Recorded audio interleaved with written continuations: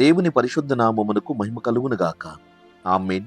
ఈ ఉదయకాల శుభములు మీకు తెలియజేయుచున్నది రెవరెండ్ కె శ్యాంబాబు. ఈ దినము కొరకు దేవుని వాక్యము.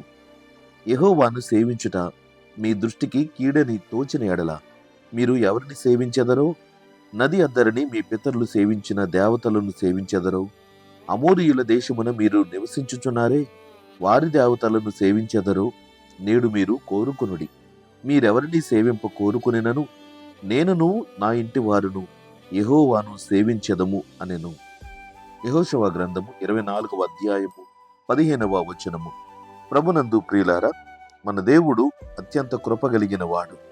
ఆయనే ఈ సర్వ సృష్టికి కారణభూతుడై ఉన్నాడు. ఆయన మన దేవుడు, ఉన్నవాడు, అనువాడై ఉన్నాడు.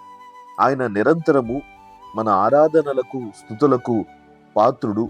మనము పూజించి సేవ చేయవలసినది ఆయనకే. ఈ చదవబడిన లేఖనములోని ఈ వాక్యము గతించిన కాలములో ఉన్నటువంటి ఇశ్రాయేలు ప్రజలకు యెహోషువ ద్వారా దేవుడు చెబుతున్నటువంటి ఆత్మీయమైనటువంటి సూచన, ఆత్మీయమైన పాఠము ఇది. ఐగుప్తు దేశము నుంచి విమోచించబడినటువంటి ప్రజలు దేవుడు వాగ్దానము చేసినటువంటి ప్రమాణ దేశమైన పాలు తేనెలు ప్రవహించు కనాను దేశమును స్వతంత్రించుకొనుచున్న సందర్భములో వారు వారి యొక్క భక్తిహీనతను గాని, లేదా ఈ లోక సంబంధమైనటువంటి ఇతర ఆశలు, ఆలోచనలు గాని, ఐగుప్తు దేశములో ఉన్నటువంటి ఆ మత సంబంధమైనటువంటి భక్తి విధానము గాని ఇక కొనసాగింపవద్దు. నూతనమైన మనస్సుతో దైవ భయమును కలిగి తమ దేవుడైన యెహోవాని సేవించవలనని ఆజ్ఞాపూర్వకమైనటువంటి ఒక మాటను తెలియచేస్తున్నాడు. ఇది దైవికమైనటువంటి ఉద్దేశమే. అయితే ఇశ్రాయేలు ప్రజలు, యోధా ప్రజలు మిళితమైనటువంటి ఆ యొక్క సమూహముగా ఉన్న కాలములో ఆ ప్రజలకు ఒక ఆత్మీయమైనటువంటి ఖండితమైన సూచనలు తెలియజేస్తున్నాడు. ఈ వాక్యాన్ని ఆలకిస్తున్న నేటి దినములో ఉన్న మనము కూడా ఆయనే నిజమైన దేవుడని, తండ్రి అయిన దేవునిని, ఆయన కుమారుడైన యేసుక్రీస్తునందు విశ్వాసము నుంచి సేవించి ఆయన కృపను పొందవలసిన వారమై ఉన్నాం. ధర్మశాస్త్ర సంబంధమైన గ్రంథములో మోషే ద్వారా దేవుడి మాటను తెలియజేస్తున్నాడు. నీ దేవుడైన యెహోవాకు భయపడి ఆయనను సేవించి ఆయన పేరట ప్రమాణము చేయవలను అని ద్వితీయోపదేశకాండము 6వ అధ్యాయము 13వ వచనములో తెలియజేస్తున్నాడు. రాజు అయిన దావీదు తన కుమారుడైన సొలొమోనుకు ఈ ఆత్మీయమైన సూచనను తెలియజేస్తున్నాడు. సొలొమోనా, నా కుమారుడా, నీ తండ్రి యొక్క దేవుడైన యెహోవా అందరి హృదయములను పరిశోధించువాడును, ఆలోచనలన్నిటినీ, సంకల్పములన్నిటినీ ఎరిగిన వాడునై ఉన్నాడు. నీవు ఆయనను తెలుసుకుని హృదయపూర్వకముగా, మనఃపూర్వకముగా ఆయనను సేవించుము. ఆయనను వెదకిన ఎడల ఆయన నీకు ప్రత్యక్షమగును.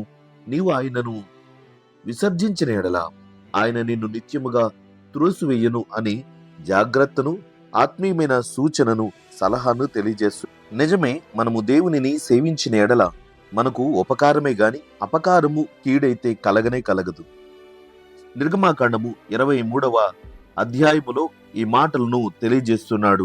25వ వచనములో, నీ దేవుడైన యెహోవాని సేవింపవలను, అప్పుడు ఆయన నీ ఆహారమును నీ పానమును దీవించును.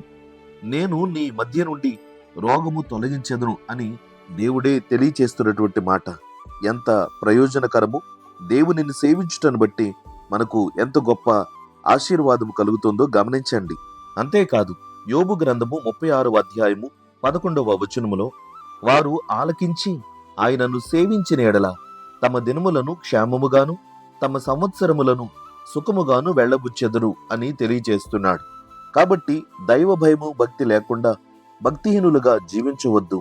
దేవునిని సేవించుటను బట్టి, యేసుక్రీస్తు నామందు విశ్వాసముంచి తండ్రి అయిన యెహోవాను ఆరాధించుటను బట్టి మనకు ఆశీర్వాదకరమై కదా.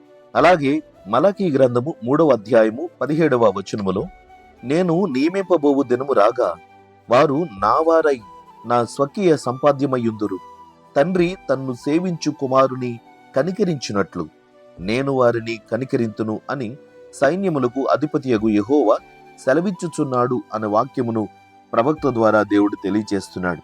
ప్రియమైన సహోదరి, సహోదరుడా, ఈ దినములలో దేవుని యందు భయభక్తులు కలిగినటువంటి బిడ్డలుగా నీవు, నీ కుటుంబం కొనసాగి ఆయనను సేవించిన ఎడల ఆశీర్వాదమును, దీవెనను మీరు స్వతంత్రించుకుంటారు.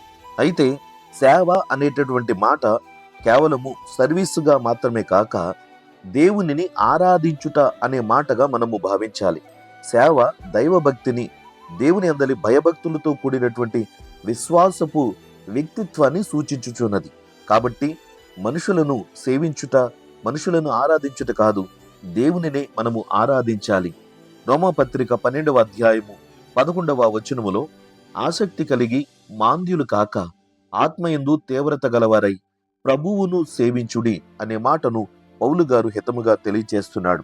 కాబట్టి దేవుని యందు భయభక్తులు కలిగి ఆయన త్రోవలెందు నడుచుచు దైవ కృపనుగ్రహమును మీరు పొందాలని ఆశిస్తూ ఈ మాటలు తెలియజేస్తున్నాను.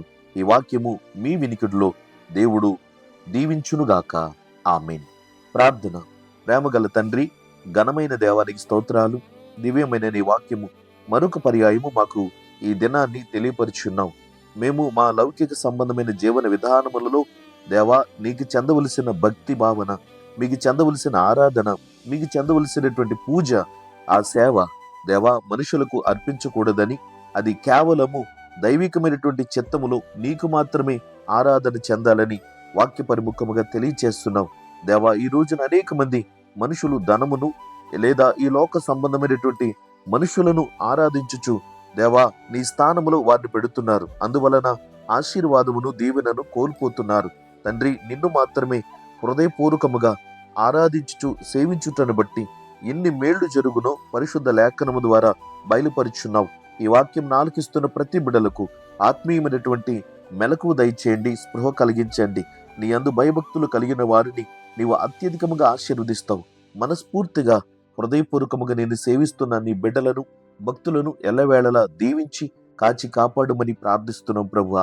ఈ వాక్యమును ఆలకిస్తున్న ప్రియ బిడ్డలు ప్రభు, ఇంకెవరైతే శ్రమలలో, సమస్యలలో, ఆపదలలో ఉన్నారో వారినందరినీ కూడా మీరు దర్శించి నీ మహిమ కలిగినటువంటి చిత్తమును వారికి బయలుపరచుమని ప్రార్థిస్తున్నాం ప్రభువా. కుటుంబాల్లో శాంతి, సమాధానము, నెమ్మదిని కలిగించండి మా ప్రభు. నీ యందు ఆసక్తి కలిగినటువంటి వారుగా విశ్వాసముతో నాయన నిన్ను వెంబడించుచున్న ప్రియ భక్తులనందరినీ, కృంగిన వారిని లేవనెత్తి నీ మహిమ కలిగిన చిత్తములో వారిని సాక్షులుగా నిలుపబడినట్లు ఆశీర్వదించుమని వేడుకుంటున్నాం తండ్రి. వాక్యమును చదువుతున్న బిడ్డలు, ఆరాధిస్తున్న బిడ్డలు, నిన్ను అనుసరిస్తున్న బిడ్డలు అన్ని విషయములలో అత్యధికమైనటువంటి స్థానములో నిలవబెట్టబడాలని మరింత ఆసక్తిగా వారి కొరకు ప్రార్థిస్తున్నాం. చదువుకుని బిడ్డలకు చక్కటి జ్ఞానమును, తెలివిని, వివేచన దయచేయండి ప్రభువా.